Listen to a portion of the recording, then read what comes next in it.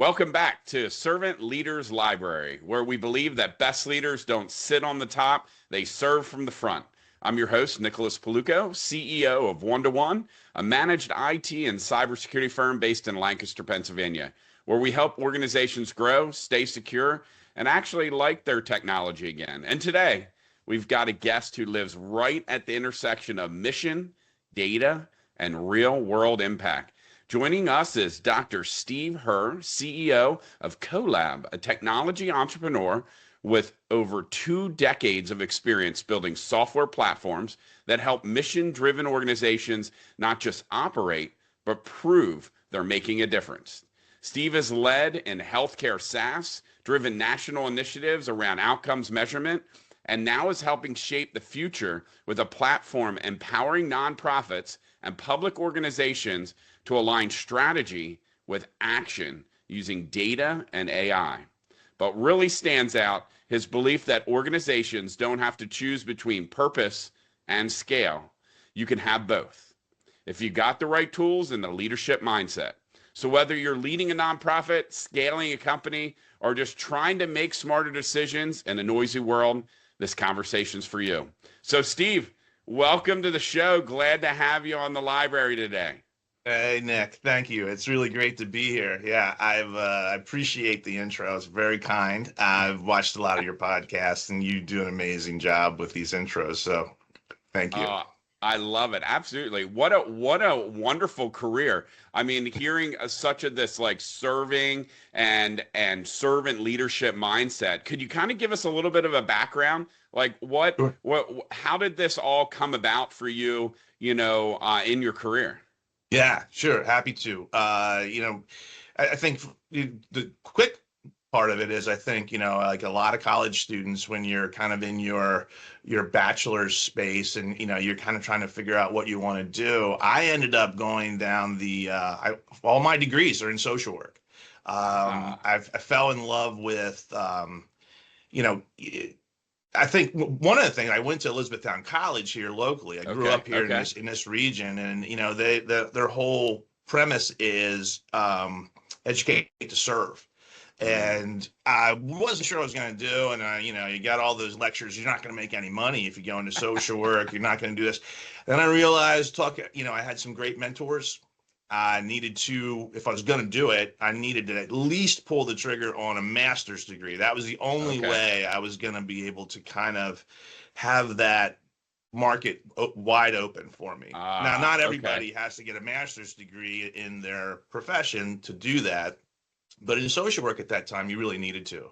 Okay. And then I moved on and continued with my doctorate. And I'm happy to Wow. talk more about why later. But, I think when you're in that space and you have a passion for anything you're doing, like even my internships, I was a big brother, right? I was a mentor Ah, to, at the time, the term was high risk youth. These were just okay. children that were, having a lot of challenges at home or at school or, family functioning. And so those internships, those experiences, then I got into clinical social work. I was Oh, working wow. in psychiatry at the University of Maryland Wow. and just had a wonderful experience going deep into all the things and the challenges that so many people face. And today, mental health is such an important component of our lives that Absolutely. thankfully I think more folks are talking about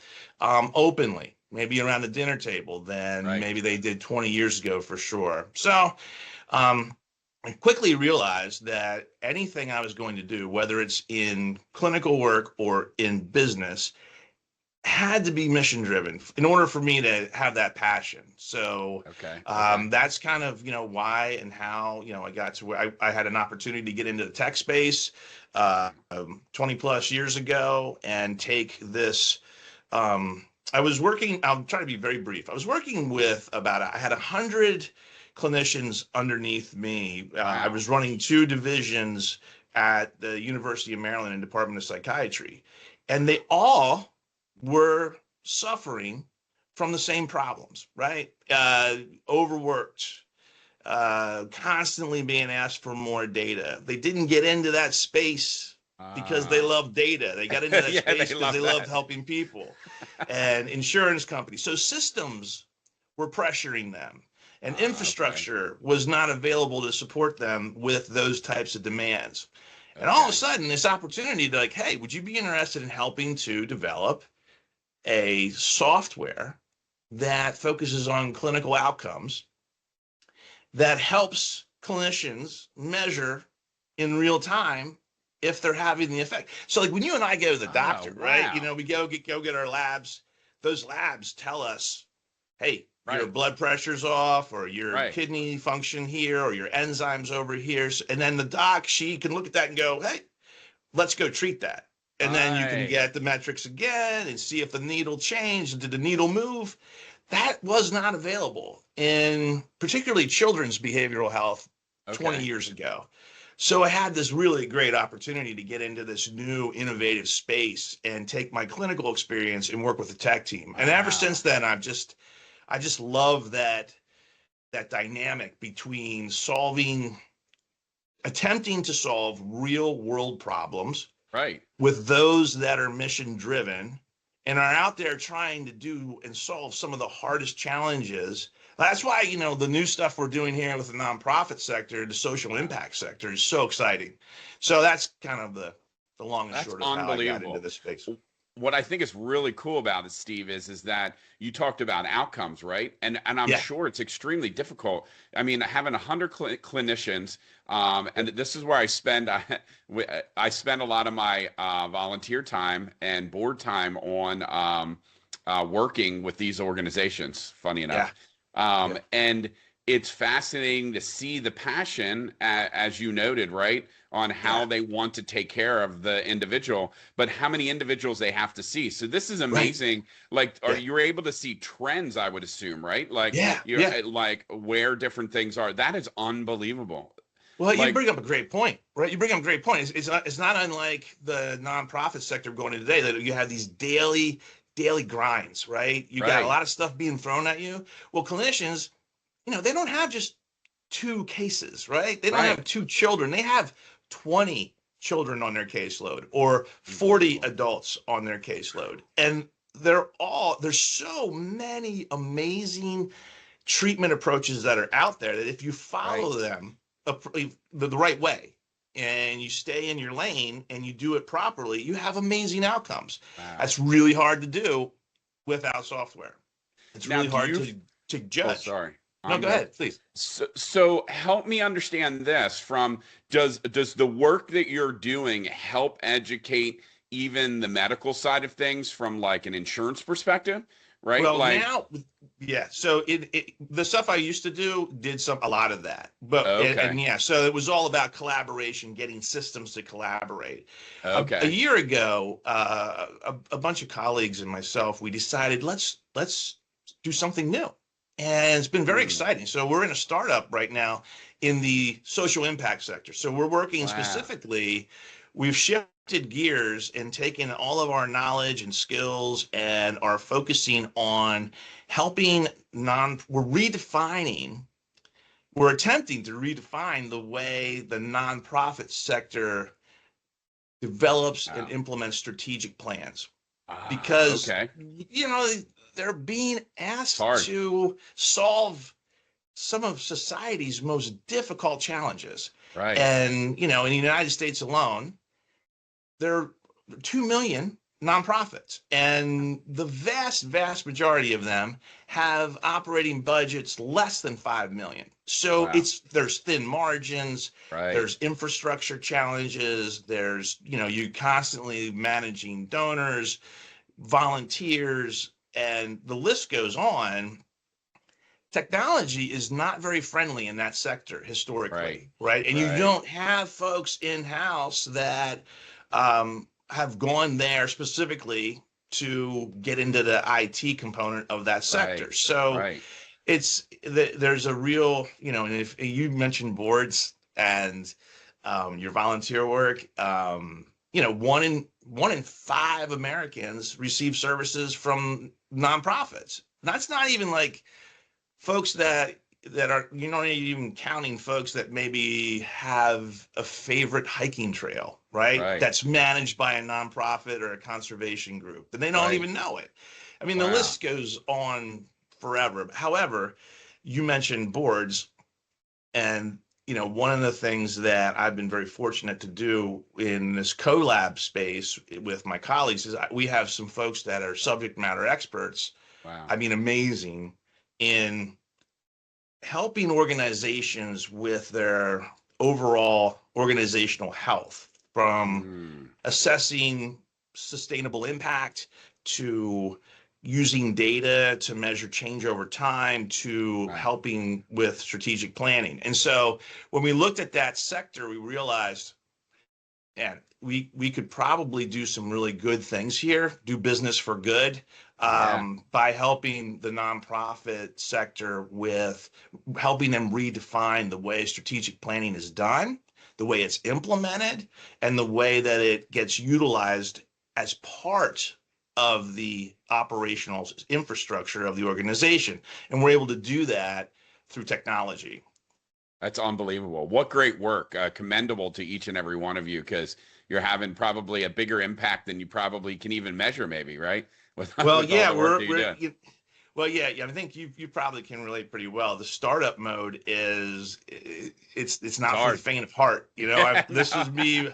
This is not my first one. And at the same time, we're at a point now where we're in beta phase with our product. So Okay. we have a great product. We have a great team, and as we're in this fundraising mode, and we're in the beta Yeah. pilot phase, and there's a lot happening. We're just about ready to launch and get to market here, probably within the next month to 6 weeks. Wow.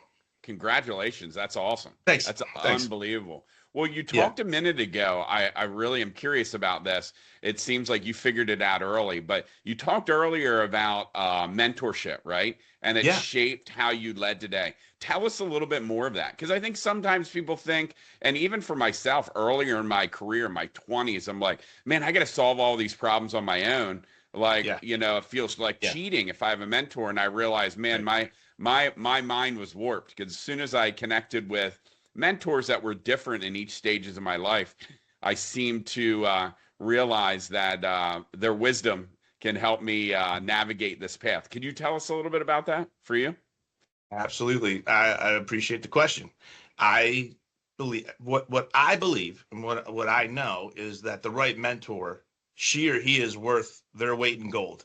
Mm, Wherever you're at in your career, and if you think about it, right, like yeah. every great musician had a great teacher. Mm, For the most part, every great athlete had a great coach or a series yeah. of coaches, right? Yeah. Mentors. Um, it's no different in business, right? And I feel like, over the years, wherever I was at in my career, whether it was clinical or now in coLAB, we're developing a product. The product's called Verve, and by Mm, example, I believe strongly in having those folks that understand the real world be able to mentor us as a mm, company so that we're not just randomly building things. But no matter right. what the situation, whether you're fresh out of college or you've been doing business, I think the real risk is when you think you figured it out.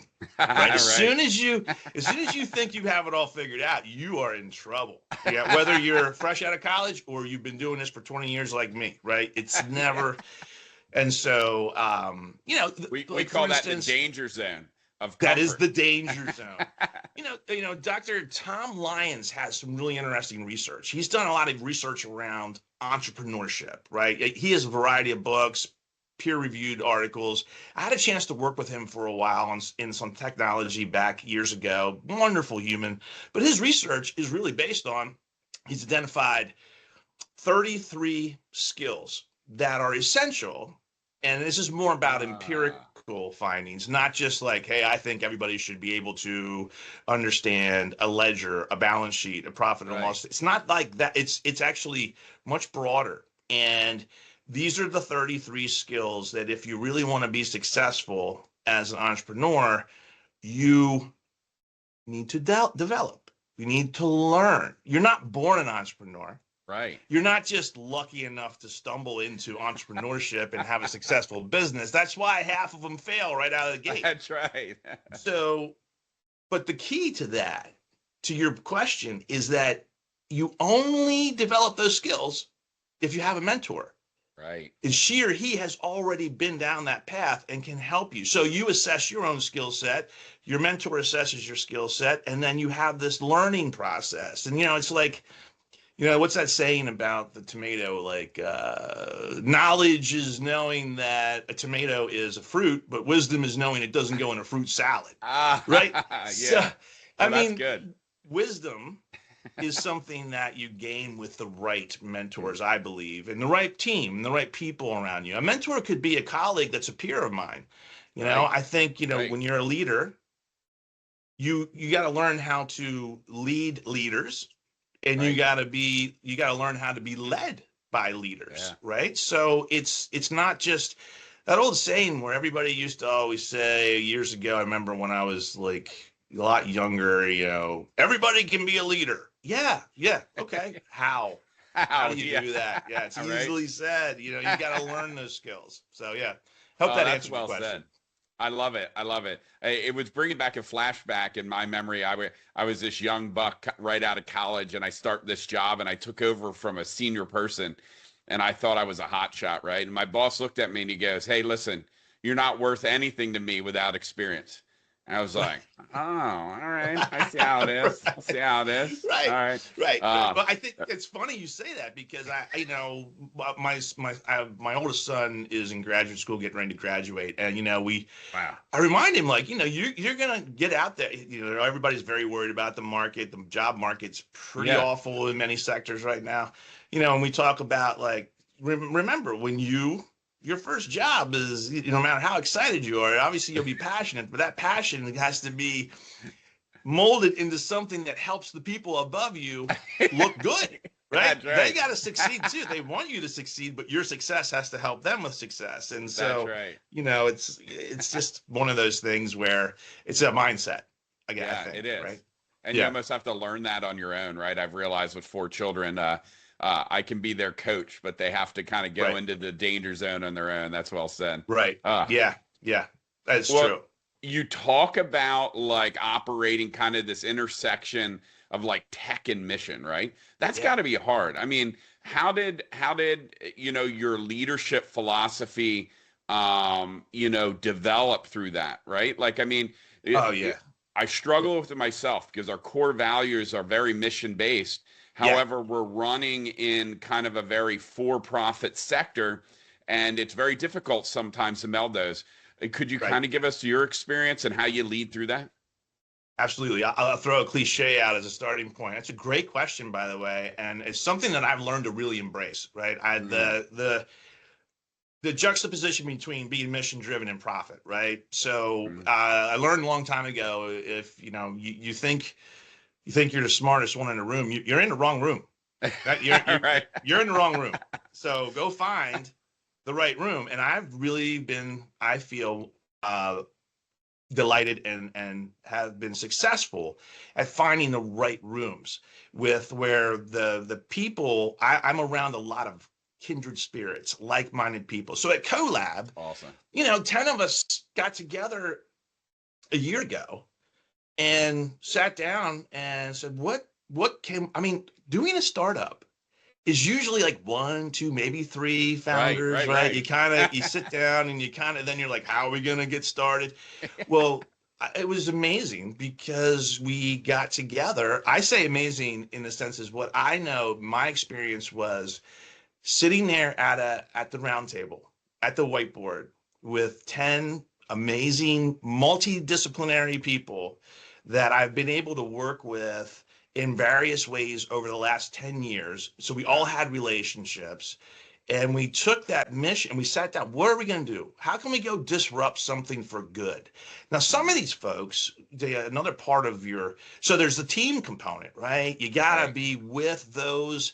I really like Lencioni's research on the three characteristics of an amazing employee, right? It's humility, Yeah. is one of the key of the three.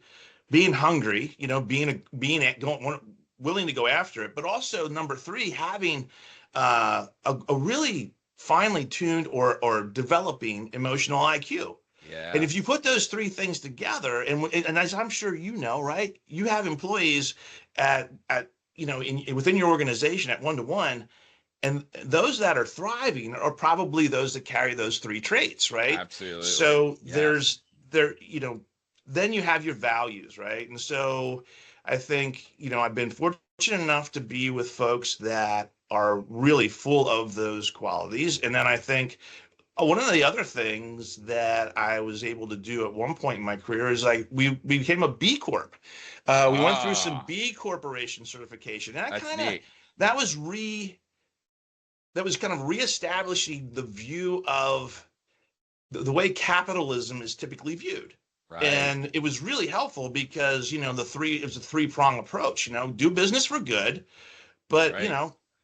people, planet, profit. They're all important. All Yep. three of those constructs are super important. It's okay to be profitable, Right.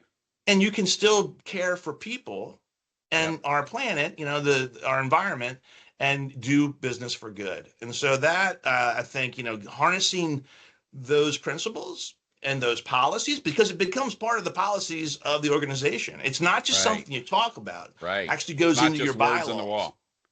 Goes into Yeah. your bylaws. It actually becomes Yeah. part of your inner workings. It's becomes part of what you're talking about. And so then I think, to finish, to your point, once you establish those roots, that foundation, you begin to hire and onboard those that enjoy drinking that same Kool-Aid, right? Yeah. It's like That's they the hard become part. part of your culture. Yeah, yeah, yeah, Yeah.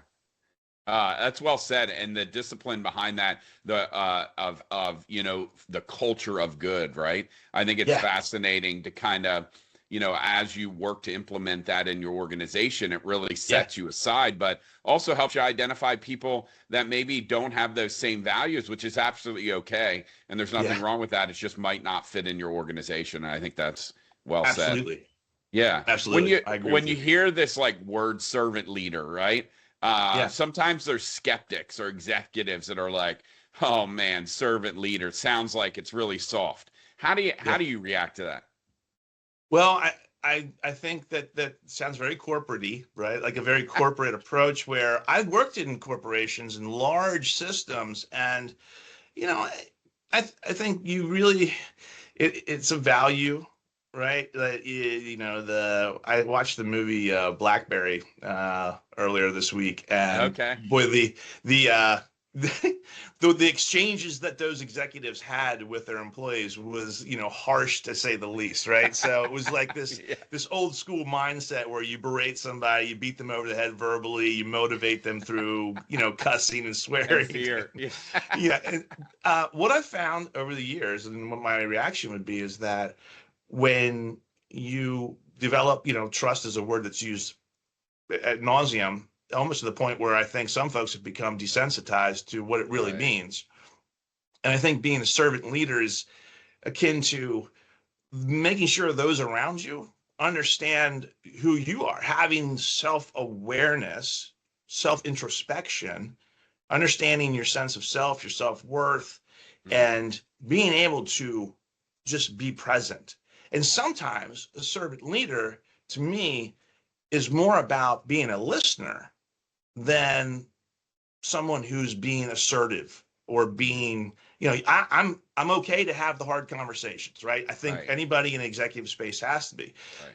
You can still have those hard conversations and be kind and be Right. thoughtful Absolutely. and be a good listener. And when you do that, I think what happens is those around you, this is nothing profound. I mean, those of us that appreciate being around those that are genuine Right. appreciate that level of transparency. And here comes empathy, right? All of a Right. sudden, what, you're empathic and Right. assertive. And I Right. think that those qualities um, are things there's a nature nurture concept, but I think Right. you have to practice them. You Right. and I were talking before the show here that one of the things I noticed about you is that you do a really nice, I watched your podcast. You do a really nice job with active listening, engaging and, making your guest know that they've been heard. And I think, that's part of being a servant leader. You take that into your business day. I think it'd be hard to find someone who does not appreciate that. Yeah, I appreciate that. And it's Yeah. fascinating, right? Because these words and how we're utilizing it in the past, I came from corporate America, right? And there was a Yeah. generation of like, that makes you weak to be close and to create Right. trust. And Right. so I think it's amazing when you get a group of people such as yourself and how you're explaining it. I mean, it's that genuineness, right? Like you can be who Yeah. you are, right? And I think Yeah. that's great. And like Yeah. you're kind of like in startup mode, which man, I remember that many times. And it's exciting and it's fun and it's stressful all at the same time. How Yeah. do you balance like the serving aspect, but still like driving results, right? Like you mentioned that you're raising funds, right? That's a stress because you have to drive to some sort of accountability, right? But how do you balance still like serving your team with the added stress, right? Right. Well, I'm sorry I'm laughing, but you're right. It is very stressful. The fundraising, is taken on, as when you're in early stage tech space, you you know you got to do some fundraising, right? You got to find investors, and the same concept, right? You want to find those that are like-minded or at least share values that are similar to the organization. Day in and day out, I think it goes back to, something that you learn from your mentors. If you have the right ones, you learn that you got to find a balance. I find for me that data is a very helpful way of managing the daily stress, knowing that I can always refer to our metrics, our key performance indicators. It's very valuable, right? You're not necessarily guessing if something's working or not, right? So, we're developing a product. We're right there getting ready to go to market. We're fundraising. We're in the beta pilot phase.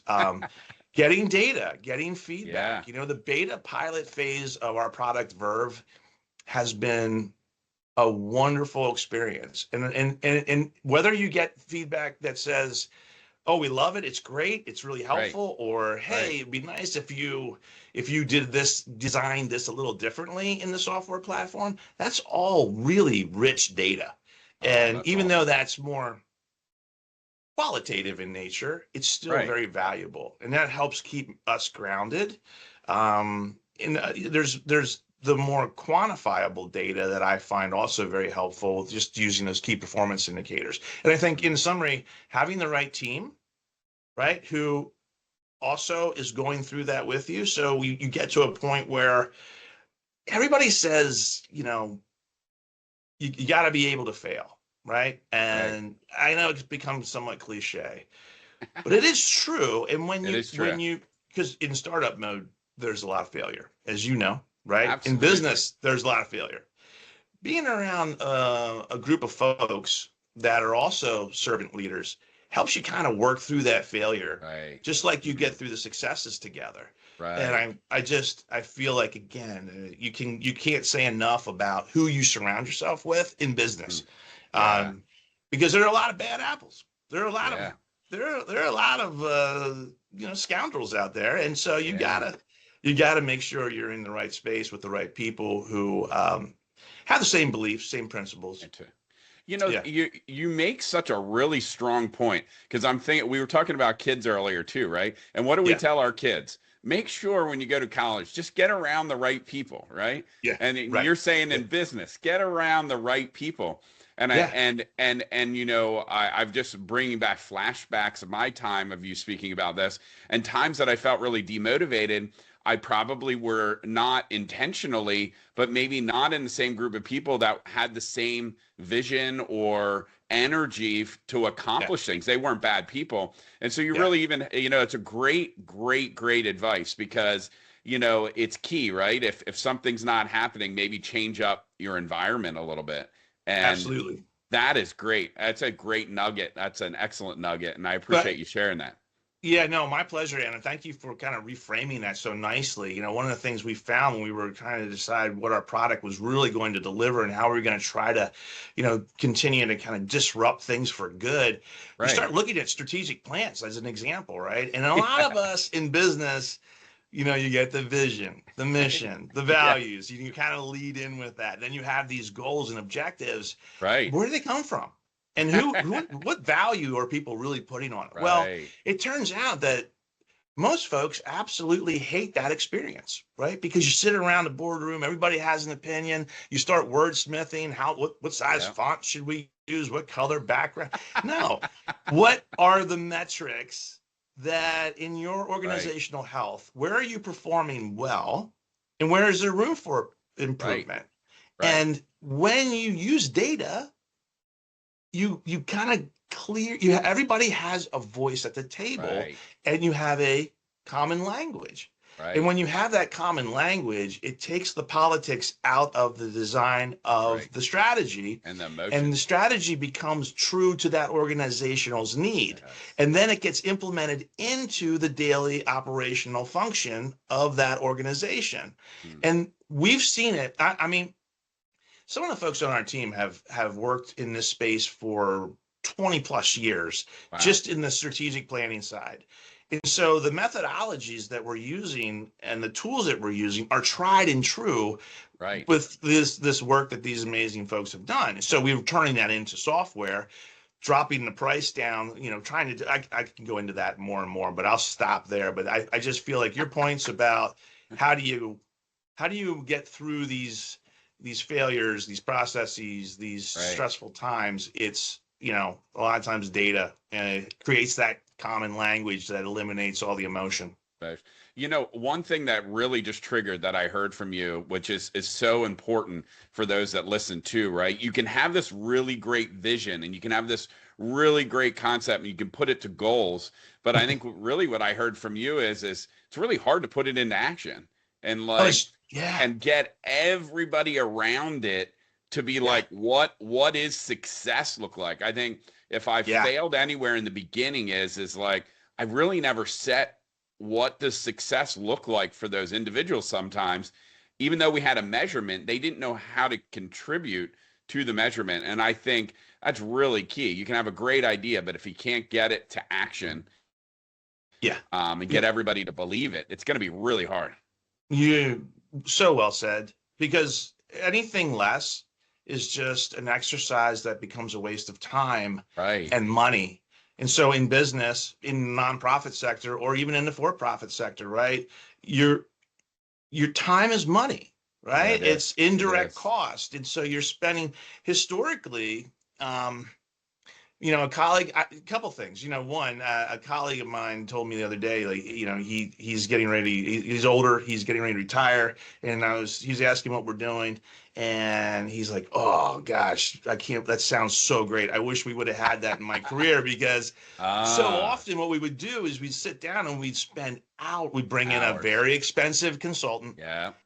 Hopefully, you like the consultant."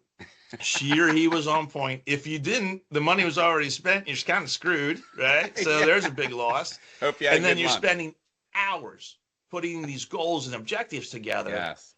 that by and large end up getting thrown in a filing cabinet because nobody knows how to put Right. them, to your point, into Yeah. action. And so I think one of the things that we're really excited about is we use metrics, we use data to Mm. establish a baseline so that when you do implement these goals and these objectives, you're able to measure whether or not the needle is moving in a direction Right. on your dashboard for your Yep. organization. Now, Yep. that becomes valuable. To your point, I love the term action. I'm so glad you brought that up, because when you do put things into action, all of a Yes. sudden, all of the stakeholders within your organization, your leaders your leadership team can see that that action is actually showing results. Your Yeah. board can Right. see the results. You can put the data on your public facing website. Your Right. community can see the results. Right. Your donors can see the results. Without action, and I think that's why we chose to get into Mm. this social That's impact awesome. nonprofit sector, because they're doing amazing things. Yes. for the world, for society, Yes. and they are not able to show it. And it, very often, because they're hyper focused on maybe fundraising and donor management, they might lose sight of volunteer management or Right. community perception or marketing or, Right. so all of the key constructs that need to be in place to have a healthy, thriving business, whether Business. it's Yeah. nonprofit or for profit. So action is critical. Well said. Okay. I love your passion too. This is so fun. Yeah, and Yeah, about it, right? Just passion is that driving force that I hear, and what I yeah, love though is that you're not just creating a tool that doesn't create results. Like you're walking, it sounds like you're really walking them through this process, but yeah, showing them how the results are driven, right? And I love it yeah, because it's kind of like yeah. you used the analogy earlier about like pro, players all have coaches, right? I have like a Right, defensive coach, an offense coach, right? And so if right, we bring that analogy back, I'm thinking in my head on how you're passionately speaking about this. It's kind of like, listen, we play a football game and we measure the success by points, right? Well, right, hey, right. listen, we have different quarters, man. So we might be down by one. So we're concentrating on that. It doesn't matter about all these other things. And I think it's really cool. That's what I'm kind of Well, what a thinking great about it as you metaphor. explain it. I mean, seriously, what a great metaphor.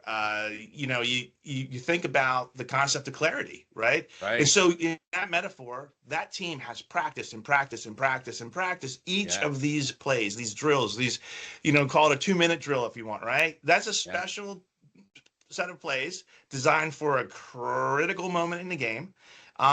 Clarity gives you that, right? Yeah. So when you have the right strategic plan, that's a reflection of the sustainability needs of that organization, Yep. and you put it into action with clarity. I love your term action. I also love the term clarity because I think when you have the right people and you have the right processes, Process. Yeah. it results in clarity. And I mean, you think about it, right? What do we wouldn't want to go to, okay, I'm going to go in to get surgery today. On what? Well, the doc's Right. not really, she's not exactly what she's going to find, but she's going to go in and look around. Yeah. No, they know exactly what they want to do and how they Right. want to do it, and they have planned it and practiced it. Yeah, I love Same it. thing in sports, same thing in business. You're exactly right. You're bringing another memory. I was lucky enough to have a small, intimate leadership training program with a Navy SEAL. And he goes, okay, guys, you guys are all creating your strategic plans, doing all this stuff. And he goes, we did that too in the SEALs. But I'm going to tell you, when a mission took off, they sat down and did a mission debrief and a PowerPoint. He goes, we weren't taking the PowerPoint out in the field. He goes, so as much as we talked about it and we rallied around it, at the end of the day, we had one mission only, right? And he goes, it Yeah, wasn't yeah, it wasn't dots on the PowerPoint because we didn't remember that when the bullets are flying. And I was like, wow, like what about narrowing down like your scope? And meant too right, many times we get so excited about all the opportunities we have. right, And I kind of right, hear you say, like, listen, this is the one thing we're focusing on today. This is how right, we're going to measure it. And then we're going to pivot if need be. And I think that's right. hard for entrepreneurs, to be honest with you, and Oh nonprofits my because they gosh. hear Yeah. so many other people, they get FOMO, right? Like fear of missing out, like, man, look, they had success. Let's pivot. And Right, so right. I'm super excited. I'm getting excited for you guys. It's really neat No, work I that you're doing. appreciate it. Yeah. We're pretty jazzed too, Nick. I mean, Yeah. it's your points are well made, and I think you got so passion alone. Yeah. Everybody in this sector, whether if you're an entrepreneur, you obviously got some passion. If you are in the nonprofit sector, you clearly have passion, right? You have Right. mission.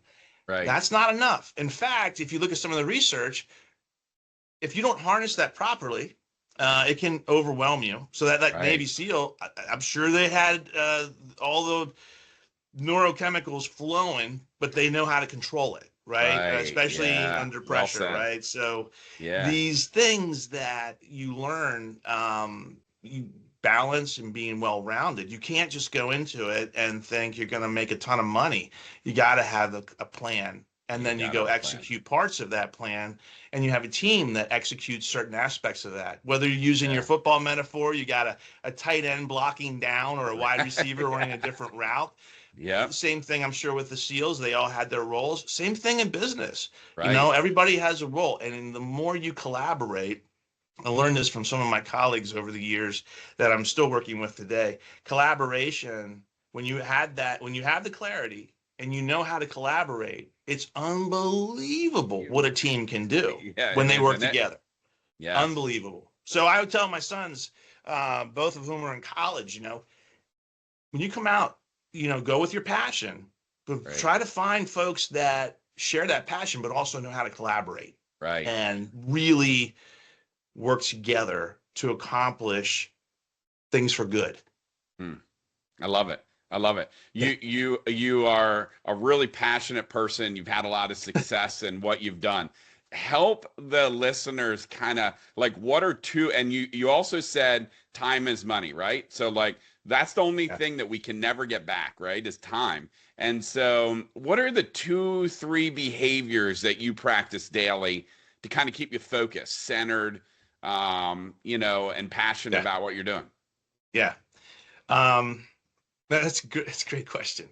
Well, recently, I think I don't know. You've probably heard of Tai Chi for sure. Oh And then yeah. there's this Qigong, which is like I have some arthritis.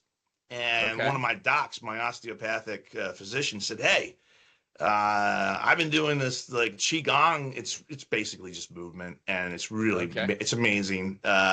I've been doing that. I practice that. It kind of gets my energy flowing. Really? It's not weightlifting or I have bad knees so from sports, so I'm not going to be jogging on the treadmill too often. Yeah. Um, Practice that daily. Gets me Okay. kind of grounded. There's a little bit of meditation associated with Centering. that. I Okay. also I spend a good bit of time getting organized with my daily routine. Mhm. And over the years, I've learned to recalibrate that plan throughout the day. Mhm.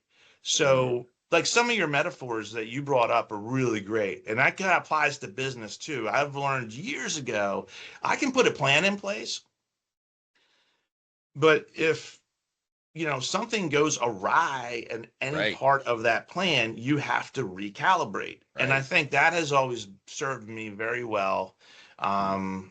on a daily basis. Sometimes I'm doing it 2 or 3 times a day, Right. especially when you're up and cooking at full speed in the business Yeah. mode. Um, and communication, a lot of communication with team members. Okay. Continuing to try to remind ourselves that in this space, whether it's startup mode or in business, it's really, as a leader, it's really easy to get very busy and to Yeah. think that what you're doing, you can think you're serving others by doing something, Yeah. but Yes. sometimes you need to stop and just reach out and see how others are Mm. doing Right. and become part of that relationship development process. I think that's really helpful because it breaks up the monotony of just the daily Right. grind. Reaching Yeah. out to a colleague and asking how she's doing or how's he doing, and Right. it gets returned twofold usually. Mm. It's so powerful that you say that. It kind of, so I'm all into these assessments and how people operate, right? So my Myers-Briggs says to me, when you get stressed, you find that that you have to hunker down, hide yourself, and solve the world's problems, right? Like I'm paraphrasing. And Right, so right? So like when I work with my leadership team, I'm like, listen, you know that quality. So if you see it, come call it out, right? Knock on my right, door, Teams me, yeah, chat me. That helps me get out of it, right? And so yeah, I think that's what I'm yeah. hearing from you too, right? That little check-in can be enormously helpful for someone, and I think that's a really really successful thing to do every day. I like it. I love it. I think one of the things you said right there though is it's another key component, right? Your Myers-Briggs, like you took the time to learn something about yourself, and Right. then you Valid. use that to understand how that can help motivate or demotivate you. And I Right. I think that concept of self-awareness, if Mm. Whether you're coming out of college and you have self-awareness, try to understand what your standard is. What is that standard? Right. Do you carry yourself, or whether you're in business for 20 years, do you carry yourself the way I'm talking to you? Would I talk to my mother the same way, or would I talk to my best friend or my college roommate, or Right. that's my Yeah. standard, as for better Yeah. or worse. It's just, there's this whole thing about how, you know, the way you see yourself, if that's different than the way you want other people to see you, or the Right. way other people actually do see you, that's a Yeah. conflict. And that Yeah. becomes more acting and more stress. And if you start Right. acting, and if you start playing those politics, it's going to be very stressful for you. So It's going to be whether you've hard. been in Yeah. business 20 years or fresh out of college, work on that self-awareness. I think that's another thing I try to look at every day. I love it. And I think another thing that I pick up that you say too is kind of when you have that self-awareness or you have kind of like that unsettled stomach, feeling. I always Yeah, say like, lean into it, right? Because, right, and it happens every day, right? It doesn't matter if I've 25 years of doing something, right, when it becomes uncomfortable, you're like, oh man, today's going to be a learning lesson, right? Like I'm going to grow right, today, right? And I think you started earlier by saying, man, if it's comfortable, I had a mentor say to me, she goes, the day it's comfortable is the day you got to stop doing it. And I'm like, right. ouch. All right. And you said the Yeah, same thing. So it just yeah. reminds me of what you're saying is, it's key. It's key to lean into the uncomfortable. And I think it requires being around people that push you too, right? Like, Right, and if you're not, you become kind of, settled. And I yeah, don't know if yeah. that will help you get through some of the tough times. Yeah, especially in the beginning, right? You're Yeah, trying to solve yeah. problems. You're trying to Whew. solve problems, and Yeah, if if you weren't solving problems, if you don't have competitors, then you're really not. What are you doing, right? I right. mean, so it's not challenging. So Or it's or if you don't have a little bit of paranoia all the time, something's right, wrong. right. Yeah, Right. you want to be on your toes, right? Yeah. You got to have grit. You want to develop that. You want to be around people that are going to be driven and motivated and will push you. Um, any of those metaphors we talked about earlier, whether it's sports or military, my grandparents were in the military, and Hmm. there's lots of amazing things that happen when we support each other and motivate each other and push each other. And that Yeah. applies to, I've found that applies in business as much as anything. Absolutely. Well, let's talk a little bit about the product, the Verve you said, right? Yeah, yeah.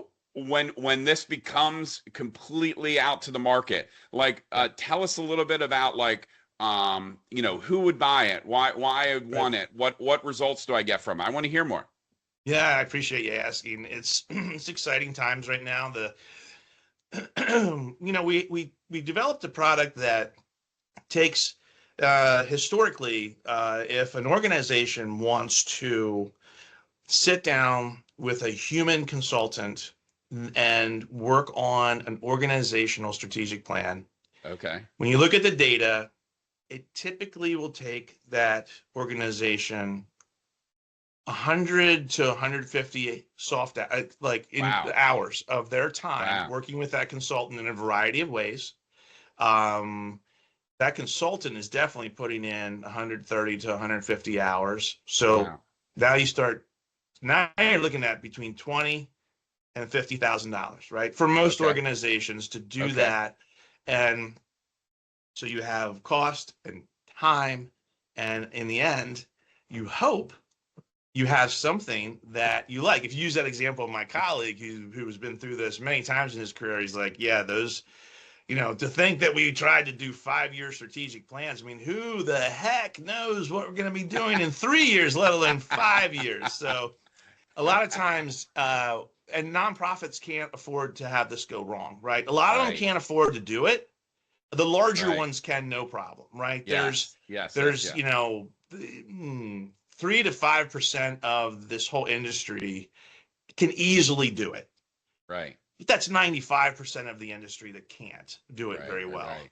Right. They don't have budgets are tight, resources are very thin. So long and short, we took all the tools operational infrastructure tools, organizational health tools, standardized measures around sustainability. And we're using, we have a wonderful tech team, a group of engineers. We've created a hub, a platform, Verve, that allows, let's say, an administrator at a nonprofit organization, she or he can do all of the things I just described right from the comfort of her command center. And essentially, you're getting massive amounts of data, and we're using our proprietary AI model to assist. We're not, so when we sat down and put our business plan together and our value proposition and the vision for how we're going to do business for good, AI, we're like, well, we got to make sure that we do something that AI can't do, right? Because AI can do a lot. I don't, I'm a big proponent of, I believe AI is amazing for like augmenting leadership, but not replacing leadership, right? Augmenting, absolutely. It's a tool to support. Content, but not replacing everybody, right? However, there are certain industries that really embrace AI. Higher education, healthcare is you look at the research there. We had to be very careful because we don't want to lead necessarily with just AI. However, what we've been able to do is take our knowledge of change over time, measuring, like we've talked earlier, you want to put this strategic plan into action and measure change over time so that it becomes part of the daily workings of the organization. We're trying to address not just the overarching strategic needs of, let's say, a 1-year or 3-year strategic plan. We want this to be implemented and get embedded into the daily workings of the organization so we can make sure that these various constructs that are so critical to organizational health are put into play in action on a daily basis. So sustainability, community impact. Imagine what it would be like. And all those hours I referenced earlier, if you had to pay a consultant to go out and interview, let's say 20 key community stakeholders, that's very expensive. But why would you do that? You would do that because you need to know what the community thinks of your image, your presence, your impact. Because if you're not working with your community, what are you doing? You're a nonprofit. You're actually a major part of the fabric of that community. So it's very expensive to get that data. And then what do you do with the data? So what we've done is we've taken our software platform, we took, we just boiled it all down. You can probably efficiencies gained with this platform, take 150 hours down to about 10. Take $50,000 down to, a SaaS subscription, and giving these organizations the infrastructure tools that are designed for them. Because all too often in the nonprofit sector, there's either legacy platforms, I'm preaching to the choir now because, you're in the space of tech. They're either legacy platforms or they're too expensive and they weren't designed for the sector. So you're trying to shoehorn something in, or they don't have people that understand how to run the tools. 100%, you were correct. Right. So, like, what do? You just kind of end up going old school and end up trying to create a strategic plan that nobody really wants to embrace. And you don't get that clarity, you don't get that action. Does the strategic plan also incorporate like your tool, like assessing your people? It's the end result of the platform. So you take all this data that you've collected within your sustainability assessments, within like maybe your board members, your key stakeholders, your leadership team. And you take all that community data and you crunch it together. We crunch it together for you. We don't ask you to do it because that would be another incredibly heavy lift. So we synthesize it, and then we allow our proprietary AI model to mold it, assist you. However, you as the ED always have the final say. So this could not be done without the important, rich data, the quantitative it's the beautiful part of it is that I get so jazzed about is that it brings both quantitative and qualitative data together. And that's the beauty of the AI model that we created, right? To do that by yourself would be an enormous lift. And Yeah. it would take forever and multiple Excel spreadsheets. And did Chat GPT, the one that or Pilot, whatever you're using, does it know who you are? Does it understand your mission? No, it doesn't. So you're going to get something that might look pretty, but it may Wow. not have any clarity, and you may not be able to put it into action. This is all based You off of guys your are data. like the community foundation for nonprofits from the strategic planning standpoint. Where it's like community foundation brought all the nonprofits together to Yes, help them raise money. You guys are yes. like that in the strategic plan perspective. Yeah, yeah. We're really trying to give these nonprofit amazing organizations the tools that they need in their toolbox, their infrastructure, to gain tremendous efficiency and go do the things that they know they can They do, love. but Yeah. also, you know, allow them to put their finger on the pulse of what might need some improvements for their own sustainability and impact.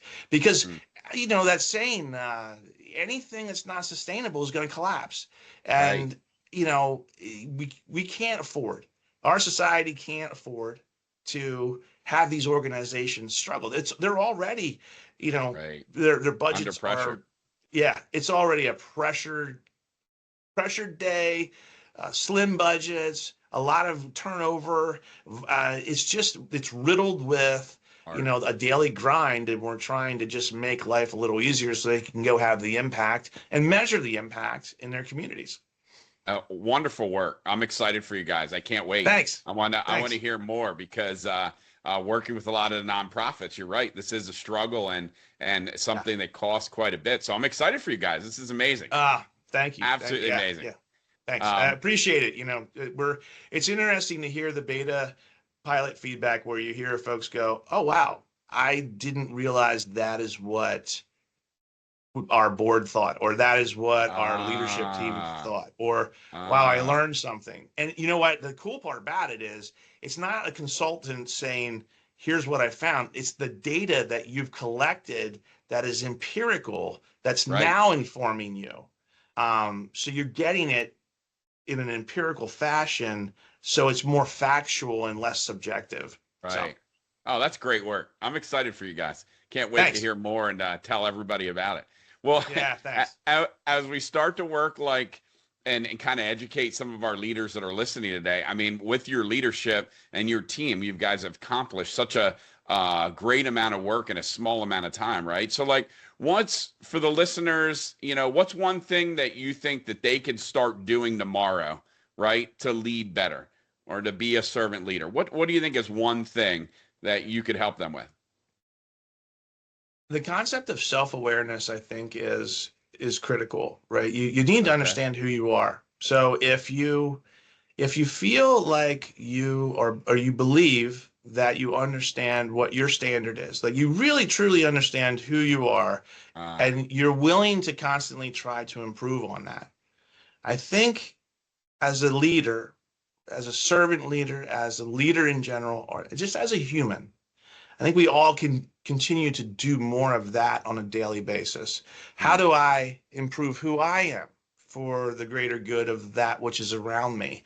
hmm, Not in a narcissistic or arrogant way, but in a right. kind, humble. Hmm, I think practicing humility um, goes really far, especially with relationship development, which you and I both know in business. yeah, it's Whether, huge. again, we were talking about college students earlier, right? College students, if you can practice or learn humility and incorporate that into your interactions, both professionally and personally, it goes a long way Right. in your success, I think. So that would be the one thing I would say is practice humility. Ah, and that's a fun practice in itself, right? Like it takes a lot and you have to have a lot of trust to be able to do it, right? Easier said than done, right? It That's takes right. practice. And I think that's the beauty of it, right? You got to find something that, you can always get better at. Right. And that's one of them. Well, and you mentioned earlier, practice, practice, practice, right? And the more you Right. practice, the easier it is. Yeah. Well, Right. and you Agreed. talk about measurement a lot, right? Yeah. Like, how do you, or how have you found to like actually measure like the success of like the people you're leading or the teams that you're on? Like, what's Sure. a measurement for you that's healthy? Often, what you find in business in general, as you know, but particularly in the SaaS space, is you should, it's best practice to have a series. You don't have to have 100 of them, but you have to have some key performance indicators Mm, that everyone is aware of mm, and that you are driving or working towards together. Some examples, when you're up and you're running at full throttle, would be, for instance, customer retention, right? Is an example. Now, customer retention is typically something that is a collective effort by the right. company. It's not just Mm, like, hey, our customer retention data is outstanding. Great job, Nick. No, it's like probably Nick's team, right? right. So you're able to utilize that metric as a way to have a conversation. Customer acquisition costs, the financial metrics. Um, in business, those key performance indicators can not only inform you as an executive or you as a leader, they can be shared throughout the organization Right. and celebrated Yeah. or problem solved. It's Mm, just like I would be a complete hypocrite if I'm out there trying to help organizations measure their change over time, their improvement in their organizational health, if we weren't doing the same. right. So we do incorporate key performance metrics into our communication and collaboration. That Mm, is often a reflection of a team effort. It's not mm, like just sales, like, hey, right. Steve, as a salesperson, had X number of sales, brought in X amount of revenue. Good job, Steve. Or Steve, you need to get going a little more. Let me light you on fire a little bit here. Now, it's the other stuff that's more global to the organization at large. I like that. That brings everybody together. And Yeah, one thing that you said there is celebrate, right? I think many yeah, times we get so focused on the goals and the results that sometimes we fail to celebrate. Me personally, too, right? I really yeah, realized, every one of us has a different way of celebrating. But I had a mentor the other day go, listen, I don't care, what you're doing. Just celebrate every day and celebrate the people. And you're like, yeah, and he's like, you're going to think it's weird because you're like, what? I'm celebrating that they're doing their job. He goes, that's the wrong attitude to have. Just celebrate yeah, each and every moment, and it really does change the dynamic of the team. And they were absolutely true. You just yeah, sometimes I think we forget, right? Like you're like, yeah. hey, I'm only celebrating when we win the football game, right? Right, But we got to right. celebrate. Like the first quarter was great. We got this, right? Second quarter will Yeah, be better. And I yeah. think many times we forget that. And I really like you bringing that up. Oh, you Yeah. you're such a great piece of advice your mentor gave you. Yeah, I Uh, mean, gratitude is another thing. I think, you mm, try to find things to have gratitude for each day. yeah. When my cousin once told me this saying, I use it with my kids all the time when they were growing up. Like when you lay your head on your pillow at night, I still say this to them now today, even though they're adults, just to mess with them a little bit to see if they remember. When you lay your head in the pillow tonight, think about the things you're grateful for as you fall asleep, and Yeah. just a nice little way of reminding you each and every day to have gratitude for things around you. Yeah. Celebrate those things. Be Right. kind. Right. You can still be strong as an ox and be kind, right? It's That's not. right. It's yeah. So I yeah, like it. that's great. As you Great. you were talking about that and kind of the generation that will precede you, what's legacy, what do you hope to leave as a leader, as a father, family Yeah. man, like what's your legacy, what do you want to leave Yeah. the world? Well, I've always, family's tremendously important to me. So I've really, I'd like to make sure that, that's front and center always. My parents live locally. I moved Awesome. back here after grad school to be around, my sibling, her family, my parents, my children. So I think, family is super important to keep that, as this guy really did genuinely care about being part of Mm, something bigger than himself, mm, his family. I try to carry that into business. I do. I would love it if if we exit in 5 or 7 years, or if things get, in this space that happens quite a bit, right? right. In Yeah, it the sure tech does. space. This guy was really enjoyed being part of something bigger than himself. It didn't make it about him. It's those type of things I think would be a nice little thing to be remembered as, someone who actually, practiced a lot of the things you and I talked about today. Right. He wasn't just, you know, talking to talk. He actually walked the walk. So, Right. yeah, those are the things I think, the soft, human side of things. I Right. definitely want to be profitable.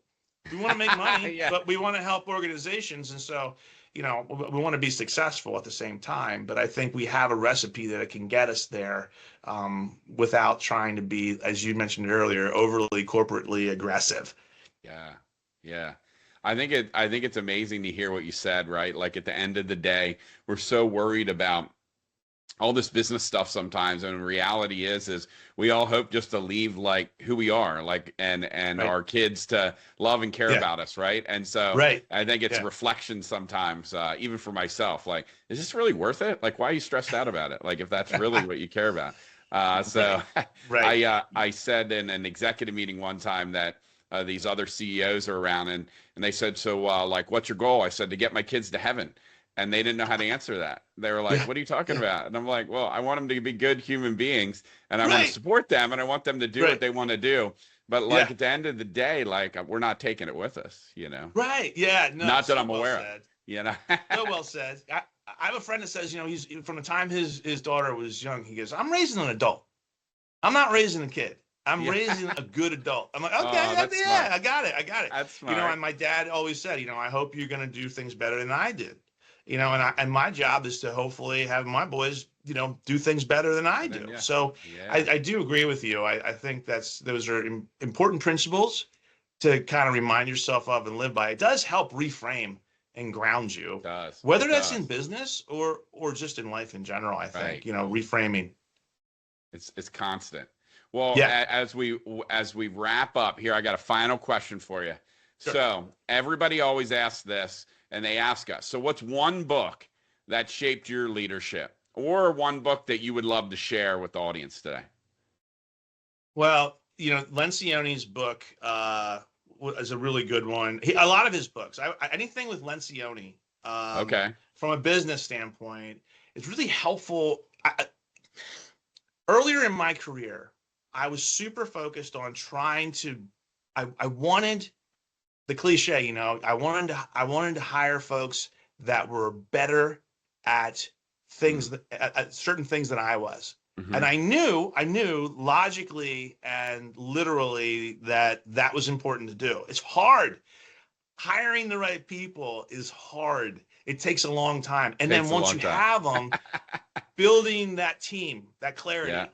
Yeah. So I would say, if you in business, that those books are good. Now, it because it's research based as well as his own Yes, it is. experiences. Yes. So I like his stuff. I kind of go with that as a starting point. Very good. Yeah, yeah.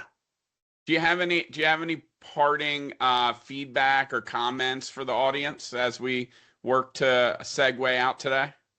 Oh gosh, it's just been a real pleasure being on with you. I really like the way you kind of the cadence that you utilize here and the way you listen and you engage. You're very good, and you make it very easy and very comfortable. So I just Thank would you. say thank you for that.